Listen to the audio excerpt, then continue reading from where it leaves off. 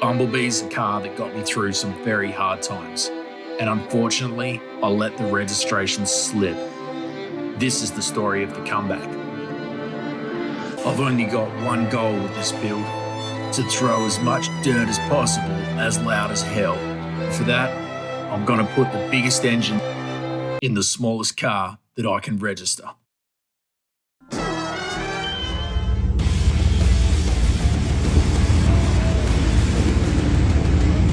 Yeah, buddy.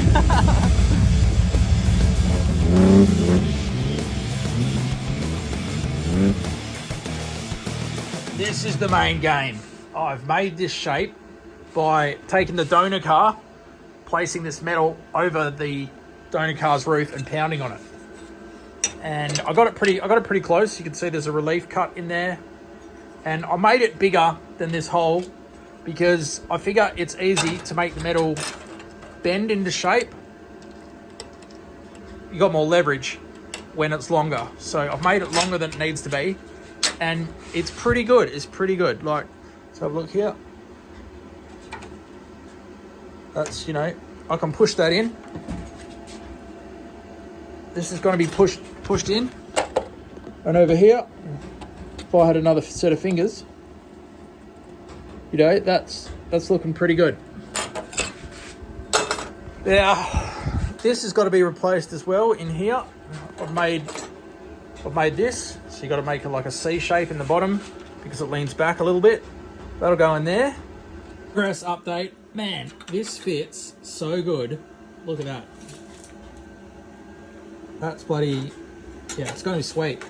And then I've got this little bit on the go here, which is going to go in there. And there's a few little holes here. I'm going to weld these up. I'm going to weld back that bit there that I cut a bit deep. But I'm gaining optimism. Update, guys, I've plugged all the holes here. I've tacked in this corner piece. Bit concerned that I didn't give it much gap at the bottom. Hopefully I can get the weld in there. And now I made this a bit long on purpose. Now I've cut it a bit shorter. It's got to be trimmed down a little bit more because it's still a bit high. So we'll start grinding that down, and that's going to go in there. Yeah, it's going to look decent. Wow, Hilux fans, I can't believe that I've got it this good. It's pretty bloody good. I can pick that corner up a little bit if I need to. And oh yeah, it's not finished yet. I've still got to weld it in here, down there. Obviously weld it all up. Got to do something about this gap here. That should be easy. Oh man, I'm so stoked. Let's have a look. Let's have a bloody look at it.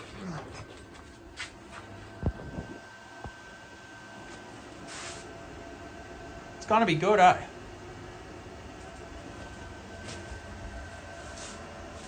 That versus that.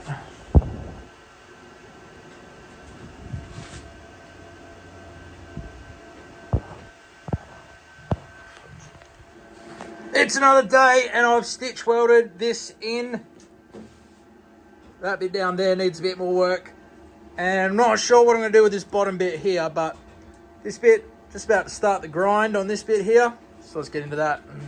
All right, no mucking about. I've used this one to get down through the material quickly. I've taken the crest off this stuff. But now I'll switch to this one and hit it until it starts blending either side.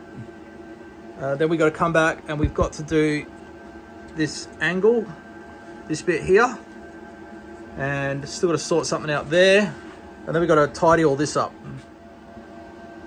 All right, guys, this is the first grind. It got a bit of a low spot there because I had a relief cut, and when I welded it in, it sort of warped on me, I think. I'm going to try to fill that in. A couple of pinprick holes to weld in. Still got that to weld in. Another bit of a low spot there. And over here, I'll probably add some more material and just weld it. Sand it till it's flat. So anyway, let's get back into it. Alrighty. It's another day, and here's a bit of an update. What's happened is I've given up.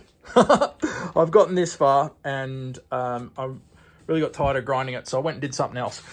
I got a screwdriver and I dug out all the seam sealer that was in this rail, just like right against this edge here. Didn't notice that that's what was causing me a lot of problems welding in here. But once I figured it out, I dug it all out. I dug it the whole way around, and I'm going to replace the seam sealer with like a self-leveling sealer through there to make it all look neat, because it's very, very hard to weld in here and make it level. You can see how messy it's starting to look there where I've tried welding and grinding and welding and grinding. So you cover all that up with a self-leveling seam sealer, and then in this channel here, it's all pretty much evaporated or disappeared, but I did find fragments of it. I was confused at first because I'm like, what stops the water going in there? Because there was basically no seam sealer left on this side, and I went around that side and I found fragments of like a sealer that goes in that gap there. So that's all meant to have a seam sealer in it as well. And I don't know, in terms of using a self-leveling one, I guess I'll just pick the whole car up so it's level and then fill it with that. That could be a good idea. This spot here, I will probably have another go at making it look a little bit better than that, but it's actually under the rubber. I'm very tempted just to waste heaps of time trying to make it all look perfect. I don't know how much is enough to get away with it. I'm just tempted to sit here and sit here and sit here and just keep trying to get it perfect. But, you know, like even these low spots, why am I worrying about it? I've watched a few more videos now on YouTube, and people just put fiberglass and body filler over something like that. And I'm sitting out here zapping it, regrinding it, zapping it, regrinding it. I'm wasting a lot of time. So I just don't know at this stage what's a reasonable shortcut and what's dodgy. So, you know, something like that, it's really bothering me. It's not a hole, but it's a deep spot, and psychologically, it's causing me grief.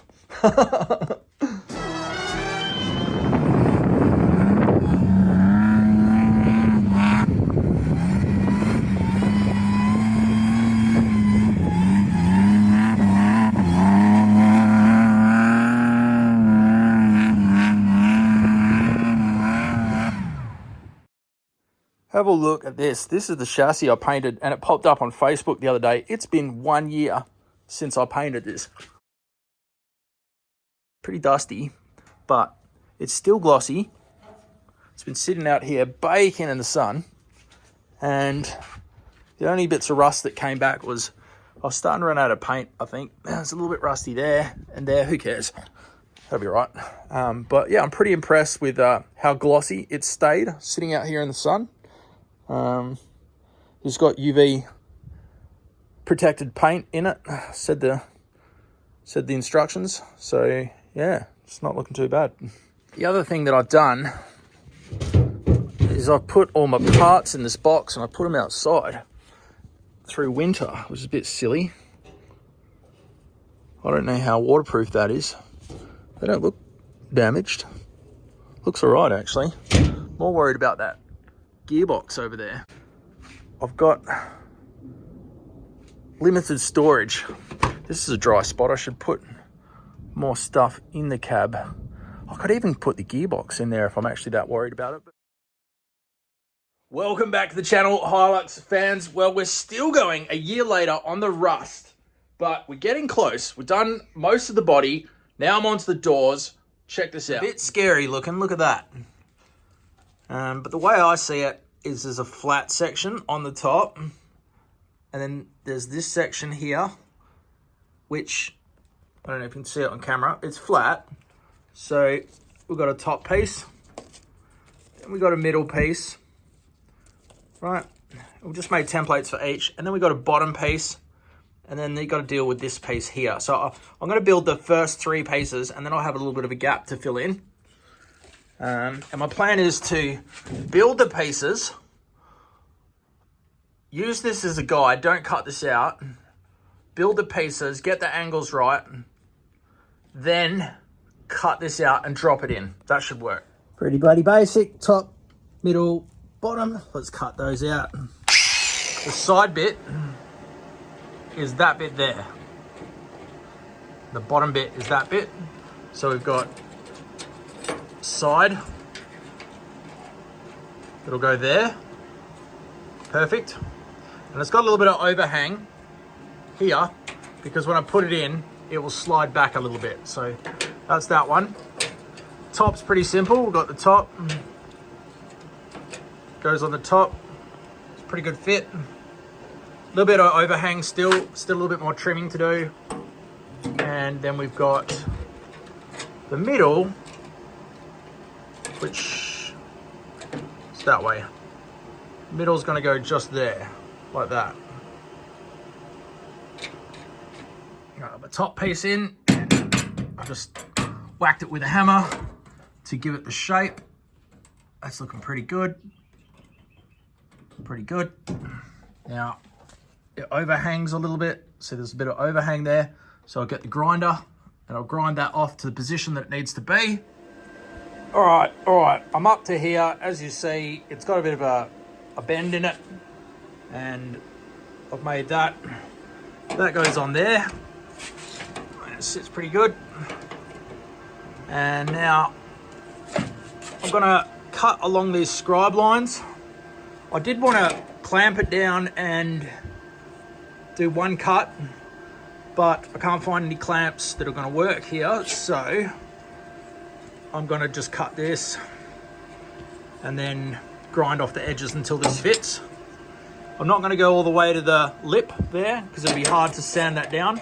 So I'm going to take, see that line, about 0.5 centimeters back from the edge. I'll cut that much more material off, and then I'll just have a nice butt join to put in there.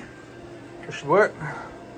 So I'm going to trim this one down and get going. Okay, I've got the top piece in, as you see, and then I had to cut this piece out because it was punching through with a screwdriver. It was making holes in it. I'm going to put some rust converter on that. I'll just cut out this piece here. This is going to be fairly easy. I don't know about bugger. I don't know about welding the edge here and having it continue to look straight. That's what I'm wondering.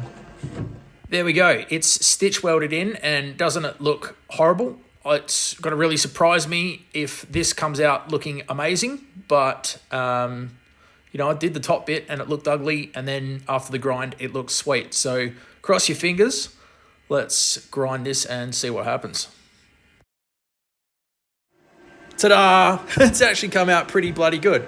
I'm genuinely impressed with that. So if you haven't done anything like this before, you can. Get out there, give it a go, and have fun.